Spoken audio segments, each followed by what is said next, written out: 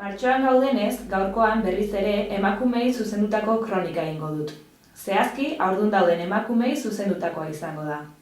Haurdunaldia nutrizionalki ere etapa berezia da. Haurraren hazkuntza egokia amak eramango duen elikaduraren araberakoa izango bai da hein handi batean. Beraz, goazen ikustera zer elikadura pautak jarraitu behar diren haurdunaldian zehar. Lehenengo puntua, kaloriak edo energia. Askotan entzuten da haurdunaldian bikoitza jan behar dela. Batzuetan txantxa moduan esaten da, baina inbestetan entzun dugu, azkenean barneratu egiten dugula eta hitzaki moduan erabili. Beraz, ez da bikoitza jan behar. Aitzitik, haurdunaldian zehar ere, ezin da argaltzeko dietarik jarraitu.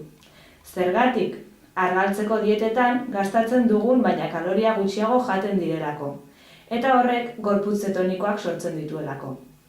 Gorputz zetoniko hauek fetora iritsi eta haren nerbio sistema kaltetu dezake.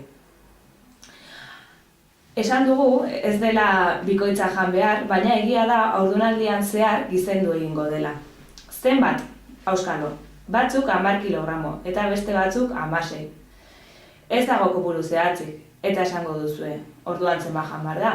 Garrantzitsuena gure goseari kaso egitea da. Gure goseari eta egarriari. Askotan esan dudan bezalaxe, horiek baitira gure gorputzak energia eta hidratazioa behar dituenean martxan jartzen dituen mekanismoak. Noski, jango ditugun elikagaiak osasuntsuak izango dira, eta ez elikagai prozesatuak. Bigarren puntua, nutrienteak. Makronutrientei dagokionez, garrantzi bereziena proteinak izango dute. Proteinak aminoazidoz osatuta daude, eta hauek beharrezkoak izango dira fetoaren eta plazentaren garapen egokirako. Baita uteroaren eta bularren tamaina handitzeko ere. Beraz, proteinen ekarpena handitu egin beharko da haurdunaldian zehar. Baina beti? Ez. Gaur egungo jendartean proteinen kontsumoa oso altua da, eta proteina gehiegi kontsumitzen da. Horregatik, haurdunaldian proteinen kontsumoa handitu egingo dugu, baldin eta ordura arte proteinen ekarpena egokia bazen. Jatorriari dagokionez, animali eta landare jatorriko proteina kontsumituko dira.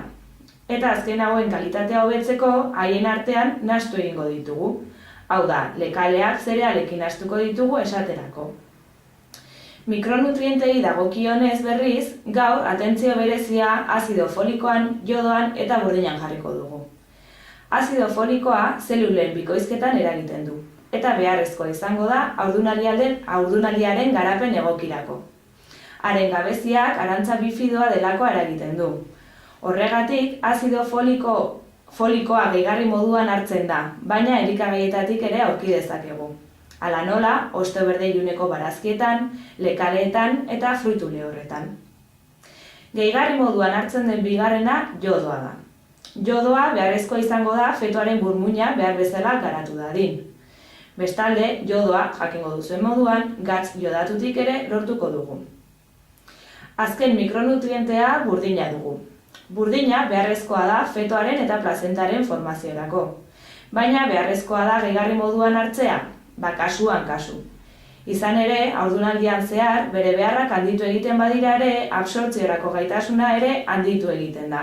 Eta beraz, behar den kasuetan soilik emango da gehigarri moduan. Hirugarren eta azken puntua, zuntza da. Ohikoa izaten da haurdunaldian zehar idorreria kasuak ematea. Eta arrazoia gehienetan, zuntz ekarpena ez dela nahikoa izaten da. Irtenbidea ez da beste munduko ezer, landare jatorriko elikagaien kontsumoa areagotu eta zerealen kasuan integralak izan daitezela. Guzti hau ikusita zer jan behar dugu? Elikagai osasuntsuak, ez dago beste misteriorik.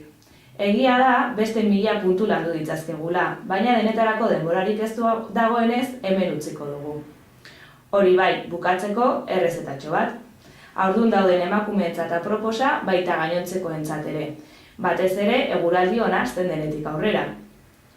Lenteja da osagai nagusia, baina proteina osoago bat lortzeko kinoa gehituko diogu. Behar diren osagaiak pertsonako dira. 150 gramo lenteja egosi, lonbarda eren bat, azenario txiki bat, aguakate erdi bat, 3 intxau, eskukada bat kinoa eta tipulin erdi bat. Ensalada bat egingo dugu. Eta nola egiten da? Lehenik eta behin, lentejak egosi gabe baldin baditugu, egosi egin beharko ditugu. Beste alde batetik, kinoa ere egosi egin behar da. Kinoa egosteko nire gomendioa zertxobait goxatzea da, eta horretarako kasula batean olio apur bat botako dugu. Olioa beroa dagoenean, baratxuri txikito bat botako dugu, sueztitu eta kinoa gehituko dugu. Nahastu, ura bota eta egosi. Behin kinoa eta lentejak egosita dauzkagunean, bol batean gainontzeko osagaiak txikituak botako ditugu. Dena ondo nahastu eta maniatzeko gatza, limoia eta olioa erabiliko ditugu. Aukeran, piper beltz apur bat ere gehitu diezaiokegu. Horrelako informazio edo errezeta gehiago ikusteko, sartu irubebikoitza garazilizarraga.comen edo bestela Facebooken Garazilizarraga dietista eta nutrizionista bezala aurkituko nauzu.